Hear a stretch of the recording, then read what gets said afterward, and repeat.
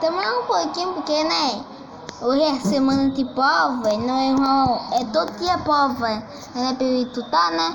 Aí eu botei na parte do vídeo anterior, né? Aí, ó, vamos ver. O Conquistador. Quem é esse cara? Você se pergunta. Ele era o filho de Henrique, o conde do condado portucalense, que morreu alguns anos depois, e Afonso Henriques virou conde aos 3 anos. Obviamente, ele não podia governar ainda, então sua mãe, Teresa de Leão, vira uma regente. No entanto, em 1120, ele assumiu uma posição contrária à de sua mãe, e foi obrigado a sair do condado. Sua mãe havia se aliado com Fernão Pérez de Trava, que era de uma das casas mais fortes da Galiza, e isso poderia ser ruim para a autonomia da região. Então, em 1128, Afonso volta junto com o exército e luta contra sua mãe, que está com o exército da Galiza, na Batalha de São Mamede. Ele acaba ganhando, virando assim o conde de Portugal. Nesta altura, ele já estava com planos de uma independência da região. Ele lutou várias batalhas. Foi então que, em 1139, acontecia uma das mais difíceis, a Batalha de Ourique, onde o exército de Afonso se deparou com um exército mouro bem maior. A vitória seria bem difícil. Diz a lenda que Afonso teria tido uma visão com Jesus, onde ele garantia a vitória se ele espalhasse a palavra por todo o reino. E assim aconteceu. Ele acabou ganhando a batalha e foi nomeado o rei de Portugal pelo seu exército. Em 1149, acontece o cerco de Lisboa. Depois de algum tempo de cerco, ele acaba ganhando novamente. Com o passar dos anos, ele conquista mais um pouco, até que em 1179 a independência de Portugal é finalmente reconhecida pela Igreja. Em 1249, Portugal finalmente conquista o último pedaço dominado pelos muçulmanos. No entanto, a reconquista ainda continuava para os outros reinos. Este último pedaço ficou conhecido como... Percebeu, pessoal? O Portugal não ganhou nenhum território a mais, depois que o país recolonizou. Sem independência, o rei ficou do mesmo como Algarve. Ele era meio que outro reino, porém sempre pertenceu a Portugal e não tentava sair nem nada do tipo. Era simplesmente um título. Em 1337 começa a Guerra dos 100 Anos, que duraria mais de 100 anos, obviamente. A peste negra chegou na Europa e quase metade da população morreu. Isso certamente piorou as coisas. Durante a Guerra dos 100 Anos, Dom Fernando, o rei de Portugal, lutou algumas lutas contra o reino de Castela e perdeu. No Tratado de Paz, a sua filha, Beatriz, se casaria com João de Castela. E se Dom Fernando morresse, a sua mulher seria regente até que o filho de Beatriz e João tivesse idade para reinar. Ou seja, Portugal seria governado por alguém de Castela. Isso poderia significar uma união das coroas, assim como aconteceu com outros reinos da Ibéria. Então, em 1383, Dom Fernando morreu, sem deixar herdeiros masculinos. Sua mulher virou regente, porém a população portuguesa não gostava dela, e corria boatos que ela tinha um caso com um nobre da Galiza. Isso fez o país entrar em uma mini guerra civil. No fim, Dom João I, o meio-irmão ilegítimo de Dom Fernando, acabou ganhando a guerra, sendo nomeado o novo rei de Portugal, desta vez da dinastia de Avis. Em 1415, Portugal conquista a cidade de Ceuta, no norte da África.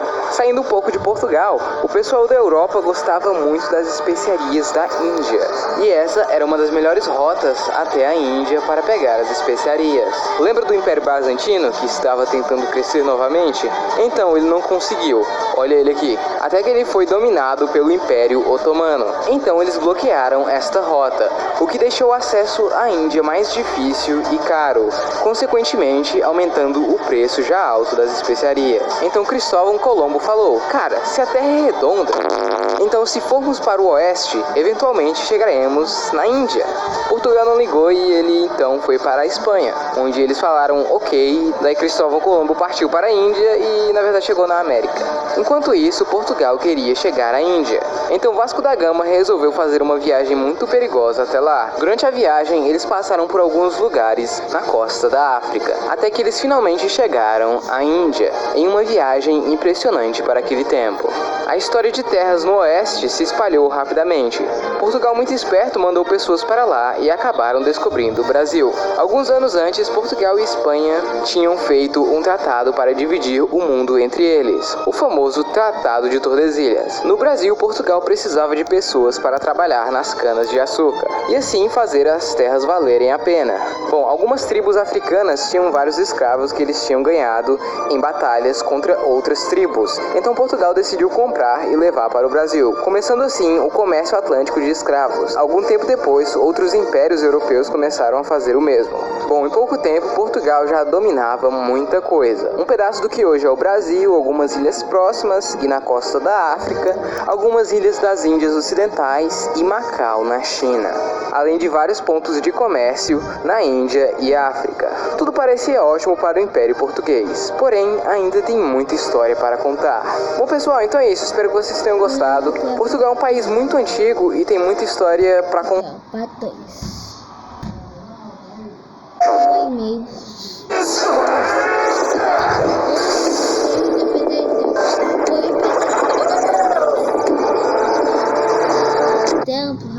Ok, no último episódio, Portugal estava explorando o mundo e fazendo vários pontos de comércio. Eles foram um dos primeiros europeus a terem... Eu vou falar uma coisa. Capitão hoje é proibido. Quem faz isso é covarde. Branco e negro têm respeitado na mesma igualdade.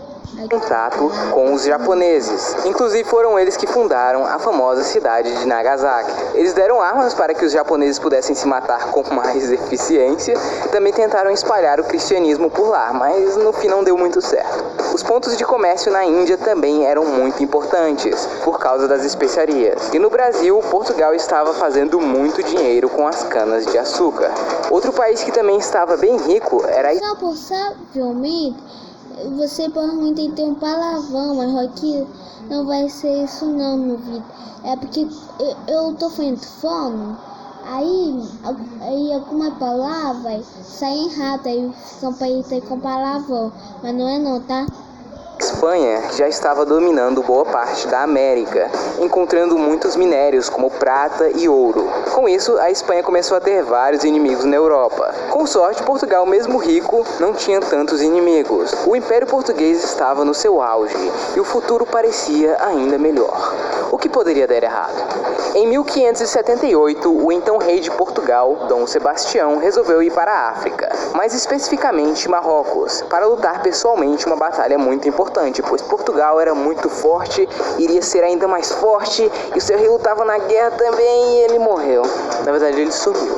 Bom, ele não tinha filhos. A coroa tecnicamente deveria passar para o mais próximo, que seria o seu tio, que já estava velho e morreu 2 anos depois. Daí houve uma disputa de influências para ver quem seria o próximo rei. E quem ganhou foi Felipe I, também conhecido como o rei da Espanha.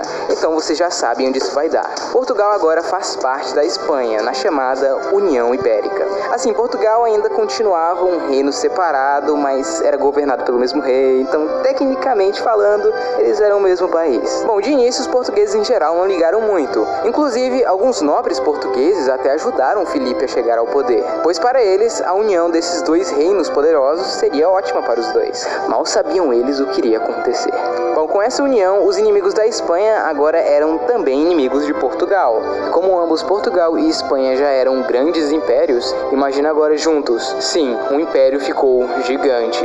Isso fez os inimigos da Espanha ficarem ainda mais preocupados, pois, putz, olha o tamanho desse império. Então o pessoal de outros países, como Holanda, Inglaterra, França, começaram a sabotar as colônias da União Ibérica, principalmente as de Portugal, que ficaram meio esquecidas. A Holanda foi a que mais fez isso, roubou alguns pontos de comércio na Ásia e África e o Nordeste do Brasil. Neste mesmo tempo veio os bandeirantes, que começaram a explorar o interior do Brasil à procura de índios para serem escravos e quem sabe minério também, e o Nordeste do Brasil. Neste mesmo tempo veio os bandeirantes, que começaram a explorar o interior do Brasil à procura... Eu não quero falar com ninguém. Falou, maluco? procura de índios para serem escravos e quem sabe minério também, vai que. Isso fez com que o Brasil ficasse maior. Como Portugal e Espanha agora eram tecnicamente um só, aquele tratado nem importava mais. Enfim, muita coisa aconteceu por conta desta união. Portugal teve 3 reis espanhóis, Filipe I, II e III, ou segundo, terceiro e quarto, e bastante autonomia. Mas o Felipe III, no meio de tanta guerra, resolveu aumentar os impostos de Portugal. E estavam meio que substituindo nobres portugueses por espanhóis, sem falar das colônias que os holandeses estavam pegando de Portugal. Com isso tudo, Portugal fala, tu fora, pois, e saiu da União Ibérica, colocando desta vez a Casa de Bragança no comando do país. No entanto, isso causou a Guerra de Restauração, que durou quase 30 anos. No fim, eles fizeram o Tratado de Lisboa, onde a independência de Portugal é garantida, porém eles tiveram que ceder alguns territórios. Bom, Portugal conseguiu sair, porém nunca mais voltaria a ser a superpotência na Europa. No Brasil, o pessoal aqui da colônia holandesa se revoltaram contra os holandeses e os expulsaram. Porém, eles levaram as canas de açúcar dali para o Caribe, o que gerou uma crise no Brasil e Portugal. Mas por sorte, ouro acabou de ser encontrado aqui. Agora pessoas de todas as partes querem tentar achar ouro e ficar rico. Portugal queria seus 20%, claro. Sem falar que, com o território maior, eles poderiam desenvolver melhor a agricultura no Brasil. Nos anos seguintes, os portugueses conseguiram recuperar alguns territórios que eles haviam perdido e fizeram as pazes com a Inglaterra. Bom, com o ouro do Brasil, a situação em Portugal melhorou bastante. O pezinho, ó. Tá quase o tamanho do pezinho imperial. Em 1750, um cara conhecido como Marquês de Pombal virou primeiro-ministro de Portugal e, devido a alguns motivos como a tentativa de assassinato do rei, isso deu ao Pombal muito poder. E bom, ele fez inúmeras mudanças no governo, também aumentou muito a força do Estado, fez uma completa reforma para dar ainda mais poder ao rei. Houve também um lance de perseguição e assassinato. Porque parece muito isso. Um é a cara do outro. É irmão gêmeo, né? Reforma. Assassinatos de pessoas que eram contra ele e suas ideias. Ele também expulsou os jesuítas do reino e das colônias e confiscaram os seus bens. Isso teve um impacto muito grande, principalmente no Brasil. Ele divide opiniões, uns gostam e outros odeiam. Aqui no Brasil a maioria odiava e vocês vão saber o porquê. Em 1755, um grande terremoto de magnitude 8,5 atingiu Lisboa. O terremoto em si destruiu muita coisa, mas não parou por aí. Depois veio um grande tsunami e a cidade também pegou fogo. Enfim, Lisboa... O tsunami não é feito de azeite para pegar fogo. O azeite não é inflamável, né? Foi destruída do dia para a noite e mais de 30 mil pessoas morreram. Com isso, Pombal começou um projeto de reconstrução da cidade de uma maneira bem particular. As construções eram geométricas e todas da mesma altura para resistir a possíveis futuros terremotos. Mas a construção de uma cidade como Lisboa custa muito caro. Daí eles começaram a cobrar cada vez mais do Brasil, principalmente na produção de ouro. E se não pagasse, era a derrama. E isso deixou os brasileiros da vida. Isso junto com o episódio